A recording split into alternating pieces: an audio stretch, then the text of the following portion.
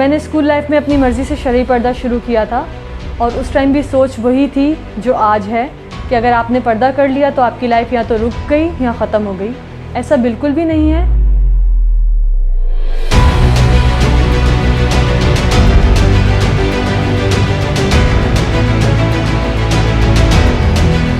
میں اسی پردے میں آرکیٹیکٹ بھی بنی, MCA لاہور سے ماسٹرز کیا انٹیریئر ڈیزائن میں, اور اب میں وہاں پڑھا بھی رہی ہوں. And I am one of those youngest researchers جس کے more than 15 research papers international اور نیشنل جرنل میں پبلش ہوئے. I am also a tax filer, I am also a driving licence holder. میں نے شوٹنگ کی پروفیشنل ٹریننگ بھی حاصل کی ہے اور اس وقت میں تکمیل کے نام سے اپنی آرکیٹیکچرل اور انٹیریئر ڈیزائن کی فرم بھی چلا رہی ہوں.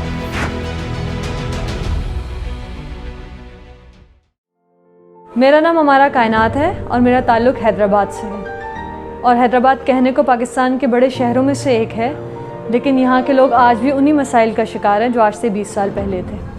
یہ مسائل شاید مجھے اتنے زیادہ محسوس نہ ہوتے اگر میں نے پاکستان کے دوسرے شہروں کو ایکسپلور نہ کیا ہوتا.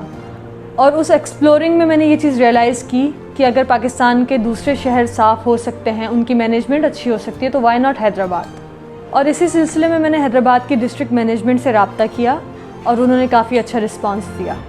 Right now I am working for the rehabilitation of Hyderabad, اور میں حیدرآباد کی سسٹینیبل ڈیولپمنٹ کی پلاننگ پر بھی کام کر رہی ہوں. آئی ایم ناٹ شیور کہ میں اس چیز میں کتنی کامیاب ہوں گی, لیکن میرا یہ ماننا ہے کہ نیت صاف تو منزل آسان. میں عورت کو آزاد اور خود مختار دیکھنا چاہتی ہوں.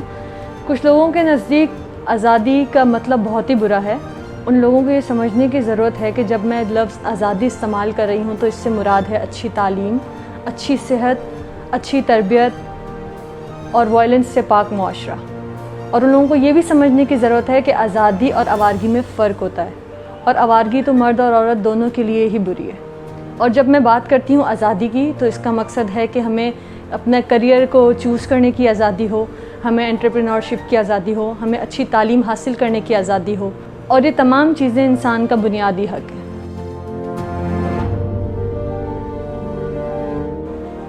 معاشرہ ایسا ہونا چاہیے کہ عورت کا لباس اس کی شناخت کا واحد ذریعہ نہ ہو. ہم لوگ کردار سے زیادہ حلیے کو اہمیت دیتے ہیں. کسی شخص نے کیا پہنا ہوا ہے, وہ کیا مانتا ہے, اس کا عقیدہ کیا ہے, یہ چیزیں ہمارے مسائل نہیں ہونا چاہیے. بلکہ جس بندے کو بھی ہم عزت دے رہے ہیں وہ اس بنیاد پر دینی چاہیے کہ وہ معاشرے کے لیے کتنا زیادہ فائدہ مند ہے. اگر ہم کسی کو اپنے جیسا بنانا چاہتے ہیں تو اس کا بہترین طریقہ یہ ہے کہ ہم اپنا لائف اسٹائل اور اپنا کردار ایسا بنائیں کہ وہ ہم سے متاثر ہو سکے. میں یہ بات دل سے مانتی ہوں کہ لباس ترقی کی ضمانت نہیں ہوتا. اگر آپ میں قابلیت ہے اور آپ نے محنت کی ہے تو اللہ تعالیٰ آپ کی یہ محنت رائگاں نہیں کرتا, اور آپ کو ترقی کرنے سے دنیا کی کوئی طاقت نہیں روک سکتی. انسان کبھی بھی اکیلے ترقی نہیں کر سکتا. بہت سارے فیکٹرز ہوتے ہیں جو اس کو کامیاب ہونے میں اس کی مدد کرتے ہیں.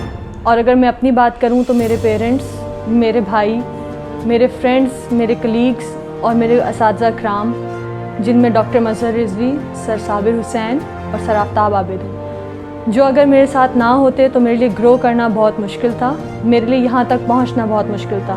اور الحمدللہ اللہ تعالیٰ کا بہت خاص کرم رہا.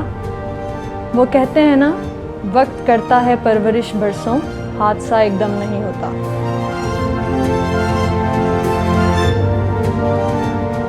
جو لوگ دوسروں کے لباس, عقیدے اور خیالات پر بیجا تنقید کرتے ہیں, میری نظر میں وہ کافی قابل رحم ہیں, کیونکہ ان میں سے اکثریت ان لوگوں کی ہے جو اپنا مطالعہ اور ویژن لمیٹڈ ہونے کی وجہ سے کافی ساری غلط فہمیوں کا شکار ہو جاتے ہیں. ان تمام باتوں کا مقصد خود پسندی بالکل بھی نہیں ہے.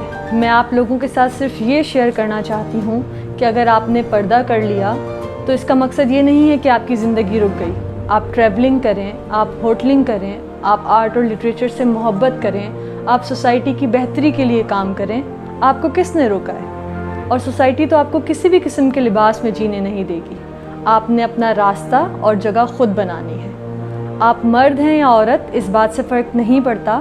آپ انسان کس طرح کے ہیں, یہ بات اہم ہے.